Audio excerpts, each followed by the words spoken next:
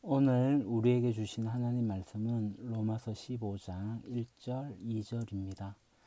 제가 말씀을 봉독하겠습니다. 믿음이 강한 우리는 마땅히 믿음이 약한 자의 약점을 담당하고 자기를 기쁘게 하지 아니할 것이라. 우리 각 사람이 이웃을 기쁘게 하되 선을 이루고 덕을 세우도록 할지니라. 아멘. 코로나19의 시대를 사는 그리스도인이라는 제목으로 말씀을 전하겠습니다.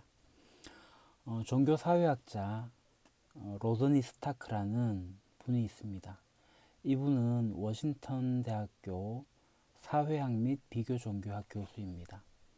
이분이 예수 그리스도의 탄생으로부터 시작해서 350년 동안 기독교가 놀랍도록 성장한 것에 대해 오랫동안 연구를 했습니다.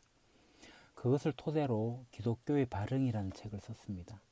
이 기독교의 발흥이라는 책은 사회과학적 이론으로 초기 기독교의 성장을 평가하고 있습니다. 우리가 아는 대로 초기 기독교가 매우 빠른 시간 내에 불과 채 400년이 되지 않은 시간에 로마 제국의 그 지배적 신앙으로 성장을 했습니다. 이분의 연구에 의하면 서기 40년, 로마 제국 시대의 그리스도인들은 불과 1000명 정도에 지나지 않았다고 합니다. 이 시대의 그리스도인들은 온갖 박해를 다 견디면서 자신들의 신앙을 굳게 지키고 있었죠. 그런데 이후에 300년 동안 기독교는 매년 40%의 성장을 거듭하면서 신자가 자그마치 3,300만 명으로 늘었다는 겁니다. 당시 로마 제국 인구가 5,600만 명이었음을 생각해보면 실로 엄청난 성장이라고 하지 않을 수가 없죠. 결국 로마 제국의 저 변방에 있던 유대인들의 한 분파였던 기독교가 이 제국의 중심에 서게 되는 거의 기적과 같은 일이 일어났던 겁니다. 어떻게 기독교가 그렇게 빨리 성장할 수 있었는가? 여기에 대해서 로드니 스타크 교수가 궁금증을 가졌고, 그래서 사회과학적 연구 방식, 그러니까 합리적 선택론, 기업이론, 회심의 사회적 네트워크와 대안적 애착관계의 역할, 그리고 역동적 인구 모형, 사회 역할론, 종교 경제 모형 등을 사용해서 분석하고 정리를 했습니다. 그래서 초기 기독교가 이 세상과 어떻게 다른지 잘 정리하고 있습니다. 그 초기 기독교의 성장 비결에 대해서 이렇게 몇 가지를 이야기하고 있는데요. 첫 번째로 그리스도인들이 이 세상과 구별되는 삶을 살았습니다. 그리고 두 번째로 이 그리스도인들이 진심으로 서로를 사랑했죠. 그 이웃을 참된 사랑으로 돌보았습니다. 그리고 그리스도인들은 성경의 가르침대로 살려고 노력을 했고요. 결혼과 가정생활 이런 것들을 성실하게 성결하게 지켜나갔습니다. 그리고 그리스도인들은 인종차별, 신분차별 이런 것들을 강력하게 거부를 했습니다. 그리스도인들이 성실하게 일을 했고 그래서 주변으로부터 신뢰를 받았습니다. 오늘은 이 로드니 스타크의 책 기독교의 발흥 4장의 내용, 그러니까 역병과 네트워크와 개종 이것을 중심으로 좀 말씀을 드릴까 합니다. 165년 마르쿠스 아우렐리우스의 시기에 천년두가 발생했는데요. 전 제국의 3분의 1이 천년두로 사망을 했습니다. 그리고 251년에도 전염병이 발생했는데요. 이때 전염병으로 알렉산드리아의 인구가 3분의 2 사망했습니다. 여기 대해서 키프리안이 이렇게 고백을 합니다. 우리 가운데 많은 이가 이 전염병과 흑사병으로 죽어가고 있다. 당시에 이 천연두, 흑사병 같은 이 전염병을 마주한 인간은 이 죽음의 상황을 해결할 수가 없었습니다. 이 죽음의 상황을 한스 진세르가 이렇게 이야기합니다. 승승장구하던 강대국 로마와 그 범세계 조직의 맥을 거듭 끊는 것은 그 앞에서는 정치적 천재성과 군사적 용맹도 무용지물이 되는 유일한 세력에 의해서였다. 마치 태풍에 실려온 듯 불시에 들이닥친 역병에 다른 모든 것은 길을 내주어야 했다. 이 역병의 상황에서 제국과 당시 종교 집단인 이 이교도들은 어떤 대책을 내놓지 못했습니다. 그러나 기독교는 이 역병의 원인에 대해서 설명했고 그 활력적인 미래상까지도 제시해놓고 그렇게 했다라고 키르타고의 키프리안이 기록으로 남겼죠. 이 당시의 기록들을 좀 더 살펴보면 알렉산드리아의 디오니시우스는 기독교인은 재앙 앞에서 더 훌륭하게 대처했고 그 결과는 월등히 높은 생존율이었다라고 기록을 했습니다. 실제로 역병이 지나갈 때마다 인구는 줄었습니다. 많이 죽었거든요. 그런데 많이 죽었는데 기독교인의 인구 비율은 높아졌습니다. 그러니까 기독교인들이 이 역병 가운데서 잘 죽지 않고 잘 살았다는 겁니다. 그래서 기독교인들이 월등하게 생존율이 높았는데 이것이 당시 사람들에게 기적으로 보였습니다. 그러니까 제국에서 이 로마 제국이나 이 이교도 집단들은 왜 이런 재앙이 일어났는지에 대해서 설명하지를 못했습니다. 그러다 보니까 종교가 이 재앙 앞에서는 무능하다라는 인상을 남기게 되죠. 이 재앙에 대해서 해결하지를 못합니다. 인간이 이 처참한 상황에서 왜라는 회의를 품습니다. 그 왜라는 회의에 당시의 이교도들은 답을 내놓지 못합니다. 어떤 대안을 제시하지를 못합니다. 심지어 이교도의 많은 사제들이 이미 도시를 떠났습니다. 피난길에 올랐습니다. 사회 지도층들이 부재입니다. 더 많은 혼란이 있었고 무질서했고 그래서 역병 속에서 많은 사람들이 고통이 가중되었습니다. 그러다 보니까 사람들이 이 위기를 설명하고 해결할 수 있는 다른 종류의 신앙을 찾게 되죠. 이런 거대한 위기의 사건을 설명할 수 있는 집단이 나왔는데 그 집단이 바로 기독교였습니다. 맥닐은 죽은 자들을 위한 천국이 존재한다 라는 그 비전에서 따뜻하고 즉각적인 치유와 위로를 얻었다라고 하였고, 키프리아는 공포스럽고 치명적인 이 역병과 흑사병이 각 사람의 공의를 검증하고 인류 정신을 되돌아보는 계기가 되니 얼마나 시의적절하고 얼마나 필요한 일인지 모릅니다. 그리스도인이 그리스도인다운 삶의 방식을 선택하는지 잘 드러나게 됩니다. 우리에게 이것은 죽음이 아니라 힘겨운 훈련입니다. 기독교인에게는 이 훈련이 죽음을 멸시함으로써 면류관을 예비하고 앞으로 전진하는 영광이 됩니다. 라고 했습니다. 디오니시우스는 다른 사람들은 지금 축제의 시간이 아니라고 생각할 것입니다. 그러나 지금은 공고함의 시간이기는커녕 상상할 수 없는 기쁨의 시간입니다. 라고 하였습니다. 기독교인은 이 역병을 단지 배움과 시험의 장으로 반긴다는 측면에서 본 거죠. 당시에 역병의 시기를 살았던 문헌들을 좀 더 살펴보도록 하겠습니다. 260년 이 두 번째 역병이 창궐하게 될 때 디오니시우스의 부활절 서신 중에 기독교인들에 관해 쓴 글이 있습니다. 기독교인의 영웅적인 간호와 노력에 대한 지하라는 제목으로요. 그들은 위협을 무릅쓰고 아픈 자들을 도맡아 그리스도 안에서 모든 필요를 공급하고 섬겼습니다. 그리고 병자들과 함께 평안과 기쁨 속에 생을 마감했습니다.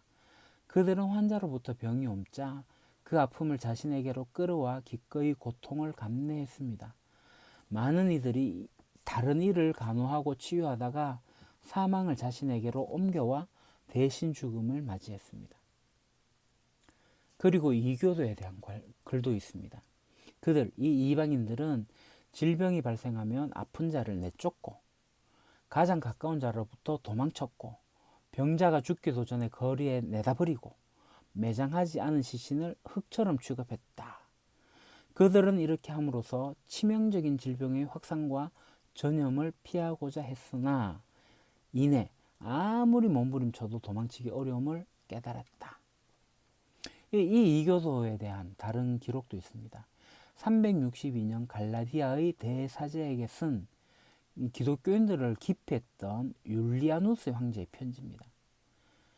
비록 가식적이라 해도 기독교인의 도덕성과 나그네에 대한 너그러움과 죽은 자의 무덤을 잘 관리하는 것을 배워야 한다. 우리는 기독교인의 미덕에 뒤처져서는 안 된다. 사제들이 가난한 자를 외면하고 방치할 때 불경한 갈릴리인들, 기독교인들이죠. 불경한 갈릴리인들은 이 점을 주목하고 구제하는 데 주력했다고 나는 생각한다. 심지어 불경한 갈릴리인들은 그들의 가난한 자만 돕는 게 아니라 우리의 가난한 자까지 돕는다. 누가 봐도 우리 사람들이 우리로부터 받는 도움이 부족한 것을 알 수 있다. 또 다른 기록도 있습니다. 431년 아테네에서 역병에 감염되었다가 회복된 저술가 투키디네스의 기록입니다. 이 병의 전염성을 인지한 후에 서로 방문하기가 두렵지 않습니까? 그에 대한 글인데요. 사람들은 다른 이의 돌봄을 받지 못한 채 죽어갔다. 관심 부족으로 온 가족이 몰살된 집도 많았다. 신에 대한 두려움이나 인간의 법이 통제력을 상실했다. 선한 자나 악한 자나 무차별적으로 죽는 것을 본 사람들은 신을 예배하건 안 하건 똑같다고 생각했다. 그러니까 이교도와 기독교와는 분명히 차이가 났습니다. 먼저는 교리적으로 차이가 났죠. 이교도들은 그들의 신은 늘 인간에게 희생제를 요구했죠. 예배를 원했습니다. 인간과 이 초자연적 존재 사이에 개인의 이해득실에 근거한 거래 관계였다는 겁니다. 그 이교에서 중요한 것은 신적 존재가 제공할 수 있는 서비스뿐입니다. 이 이교의 교리는 자기 자신의 이익이라는 것을 가장 우선하기 때문에 윤리 강령을 포함하지 않죠. 그럼 기독교의 교리는 어떻습니까? 먼저 기독교의 신, 하나님은 인류를 사랑하십니다. 그리고 기독교인은 서로 사랑하지 않고는 하나님을 기쁘게 할 수가 없죠. 그래서 서로 사랑합니다. 이 서로 사랑의 책임은 가족과 부족을 넘어서는 모든 신자에게 해당되는 거죠. 그리고 이 서로 사랑이라는 교리는 반드시 구체적으로 실천되어야 합니다. 그래서 그리스도인은 사랑과 구제를 신앙의 중심 의무로 여깁니다. 그러니까 매일 삶 속에 사랑과 구제가 실천이 되죠. 그 터툴리안의 변증록을 보게 되면 약자를 돌보고 사랑과 친절을 베푸는 우리의 모습은 많은 우리의 반대자들의 눈에 비친 우리의 브랜드다. 한 번만 보라고 그들은 말한다. 그들이 얼마나 서로 사랑하는지를 이라고 나옵니다. 그러니까 로드니 스타크는 이 기독교의 교리가 사회적인 윤리 강령을 이 종교와 결부시켰다고 보는 거죠. 또한 로드니 스타크는 이 초기 기독교의 부흥의 원동력이 기적에 있다라고 말합니다. 여기서 말하는 기적은 우리가 생각하는 미라클, 그러니까 초자연적인 어떤 것을 말하지 않습니다. 여기서 말하는 기적은 바로 차별 사망률을 말합니다. 그러니까 기독교인들이 이 역병의 상황에서 현격하게 적은 사망률을 기록했다는 거죠. 이것을 맥닐이 이야기합니다. 모든 통상적인 서비스가 중단되었을 때는 상당히 기초적인 간호만으로도 사망률을 현저히 낮출 수 있을 것이다.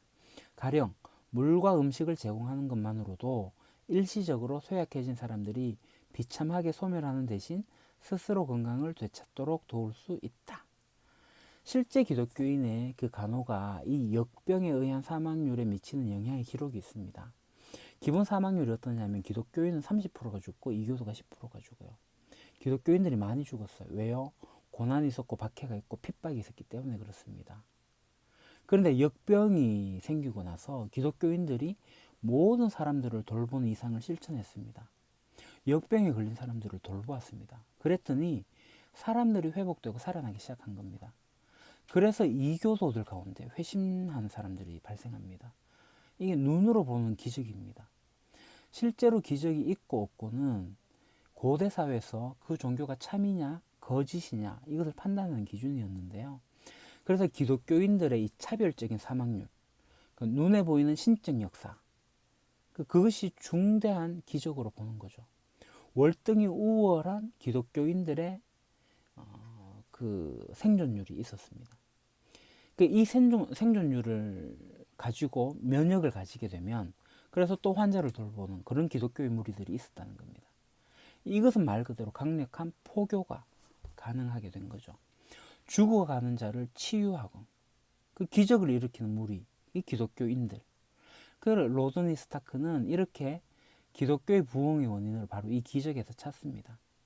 그리고 역병 후에 기독교의 증가 원인으로 공동체의 변화를 들 수 있는데요. 역병이 발생하고 그 이교도의 사회 관계망 속에서 혼란을 주게 되죠. 이교도는 그들 관계 속에서 애착이 끊어져 버립니다. 내가 걸리면 안 되니까. 그래서 기독교인과 강한 유대 관계를 맺을 확률이 커집니다. 그들의 관계가 깨어지니 이쪽과 맺을 관계가 확률이 크게 되는 거죠. 그러니까 이교도 간의 관계는 깨어지고 기독교인의 공동체 관계는 더욱더 결속이 됩니다. 기독교인의 애착 관계가 유지될 확률이 바로 이 이교와 이교 간의 이 애착이 되는 것보다 서너 배가 더 높았습니다. 기독교인과 애착을 하게 될 때 살아남을 확률이 확연하게 증가가 되었습니다. 그것들을 경험한 이들이 많아졌죠. 이교도의 생존자는 기독교인에 대한 애착의 관계로 증가됩니다. 그래서 개종되죠. 개종 확률이 높아졌습니다. 로드니 스타크가 초기 기독교의 발흥의 원인으로 그렇게 분석하고 정리한 겁니다. 이 책에 근거해서 오늘날 이 코로나19의 시대를 사는 우리 그리스도인들의 삶을 한번 살펴봅시다. 먼저 성경은 우리에게 하나님 나라를 선포하고 있습니다. 우리는 이미 시작된 하나님 나라를 살아가고 있습니다. 주님이 다시 오셔가지고 완성할 하나님 나라를 살아갈 겁니다. 그래서 지금 우리는 하나님 나라의 백성입니다. 이게 우리의 믿음이죠. 하나님 나라의 백성들의 생활 방식이 뭐죠? 바로 사랑이지 않습니까? 형제 사랑, 서로 사랑하는 겁니다. 이 사랑은 실제적이어야 합니다.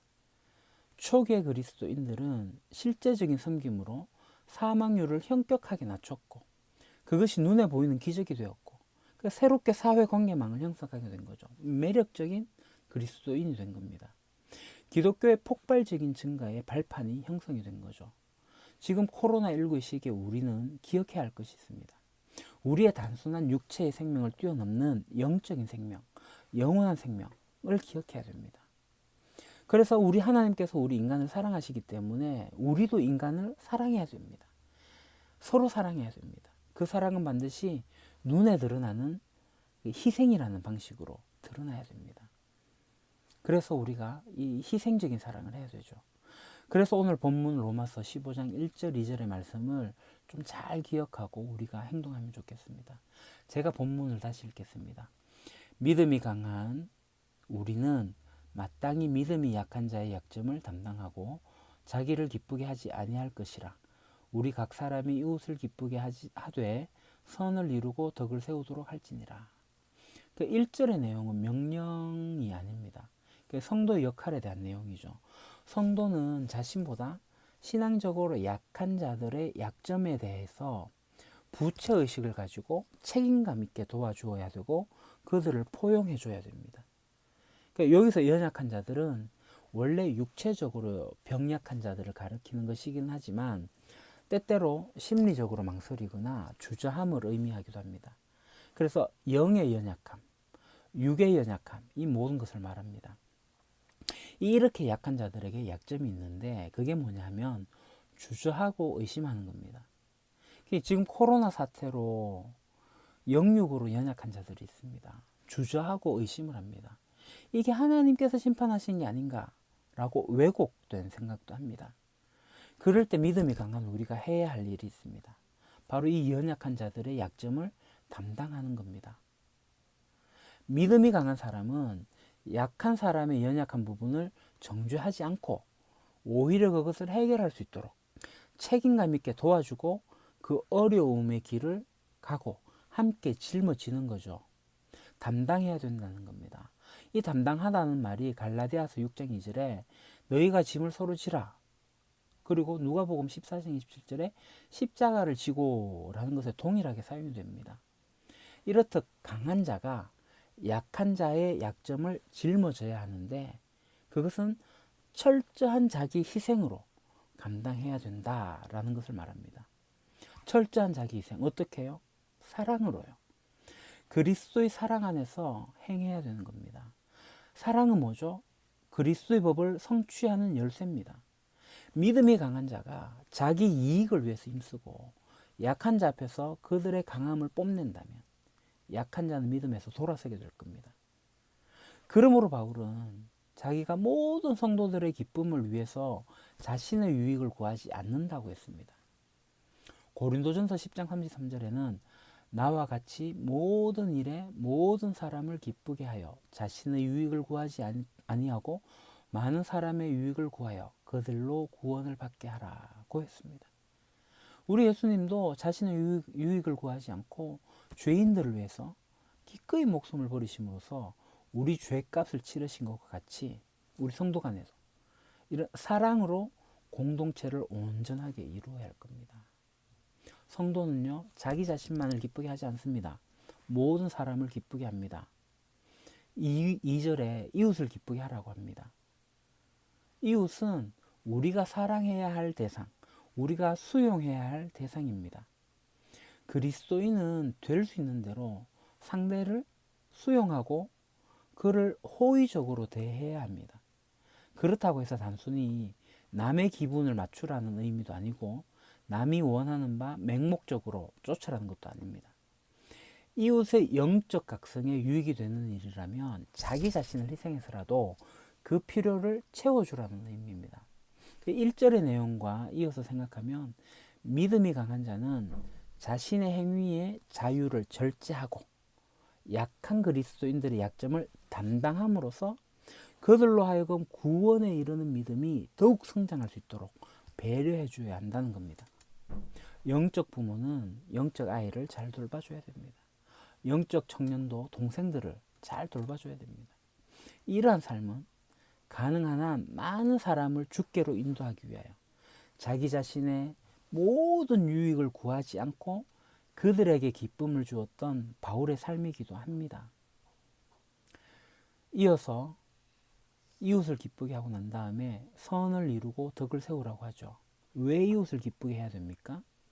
그것은 선을 이루기 위함입니다. 선을 이루기 위한 방편이 뭐죠? 덕입니다. 덕을 세우는 것. 그러면 선을 이루는 게 뭐냐? 여기서 말하는 선은 영적으로, 우리 육적으로, 물질적으로 부족함이 없는 충만한 상태를 말합니다. 그 히브리어로 토브라고 합니다. 토브는 하나님과 우리 인간과 자연, 이게 조화를 이룬 상태를 말합니다. 이 조화는 샬롬을 통해서 이루어지죠. 여기에서 말하는 선은 단순히 이웃을 기쁘게 하는 좋은 관계, 그것을 말하는 게 아니라 하나님과의 온전한 관계를 말하는 겁니다.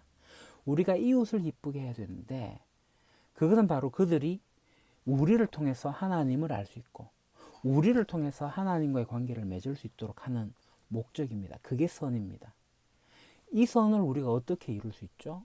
성경은 말합니다. 덕을 세우라고요. 그리스도인은 자신의 행위를 인해 가지고 찾는 이들의 신앙을 온전하게 세우는 사람입니다. 그러니까 이 덕은 건물과 비교됩니다. 건축은 제목과 이게 적절하게 균형을 맞춰야 되고 조화를 맞출 때 제대로 쓰는 거 아닙니까? 기둥들이 건물의 윗부분을 받쳐주고 다른 것들도 그 방식으로 상호 지지해 줄 때 온전하게 이루어집니다. 이와 같이 하나님의 교회 온전히 되어지기 위해 온전하게 세우기 위해서는 성도 각자가 서로에게 온전한 수단이 되어 가지고 서로를 든든히 지탱해 줄 때 가능하게 됩니다. 사랑하는 형제자매 여러분, 코로나로 인해서 두렵기도 하고 마음이 어렵기도 합니다. 이럴 때 우리 그리스도인으로서 어떻게 해야 할 것인가? 성경은 말합니다. 믿음이 강한 자들이 약한 자들의 짐을 져주고 이웃을 기쁘게 하라고요. 선을 이루고 덕을 세우라고요. 주변을 한번 살펴보십시다. 나보다 힘든 이들이 있습니다. 코로나로 확진이 되어서 힘든 이들도 있을 거고 이 코로나 때문에 생계가 막막해진 이들도 있을 겁니다. 이런 가운데 감사한 것은 의료진들이 자원해서 봉사를 하고 있죠. 어떤 이들은 상가 임대료를 받지 않는다고 합니다. 어떤 이들은 구호 물품을 전달해 줍니다. 세상 사람들도 이렇게 하고 있습니다. 물론 그들 중에 그리스도인들이 있으리라고 생각을 합니다. 이것이 참된 그리스도인들의 삶이니까요. 이 코로나 시대를 살고 있는 우리 그리스도인 여러분 무엇을 할 수 있겠습니까? 저는 우리 교회가 이 세상을 어떻게 감당할 수 있을지 깊은 고민과 묵상의 시간을 가졌습니다. 여러분도 고민하고 묵상하십시오. 그래서 이웃을 기쁘게 하시기 바랍니다. 선을 위하여 그들이 하나님과 조화로운 관계를 맺을 수 있도록 덕을 세우십시오. 그러기 위해서 우리 먼저 우리 공동체를 좀 돌아봅시다. 누가 힘들어하고 있는지, 누가 아파하고 있는지. 저는 여러분들을 위해서 기도하면서 실제적으로 어떻게 도울 수 있을지를 많이 생각해 봤습니다. 저는 실천할 겁니다. 여러분도 묵상하고 기도하는 가운데 실천해 주십시오. 우리에게 지정금이 있습니다. 여러분의 사랑을 보여주십시오. 그리고 또 하나, 이 공동체를 벗어나서 이 지역사회에서 우리가 무엇을 할 수 있을까? 저는 아직 잘 모르겠습니다. 아니, 모르는 게 아니라 여러 가지의 복잡한 생각들이 있습니다. 이 지역사회에서 우리가 할 수 있는 일이 무언가가 있다라고 저는 생각을 합니다. 여러분, 그리스도인들은 사재기 하지 않습니다. 만약에 여러분들이 많은 물건을 샀다면 이웃과 나누십시오. 나의 유익을 구하지 않아야 됩니다. 여러분들이 고민하고 묵상해서 이 지역사회에서 우리가 무엇을 할 수 있을지 한번 제게 이야기해 주십시오. 함께 고민하고 이 위기의 시대를 같이 극복해 나갑시다. 그리고 함께 하나님의 주권 앞에서 겸손하게 그 뜻을 구합시다. 하나님의 뜻이 무엇인지 깊이 묵상합시다. 슬퍼하는 자들과 함께 슬퍼하고 우는 자들과 함께 우는 저와 여러분, 우리 유림 공동체가 되기를 소망합니다. 기도합시다.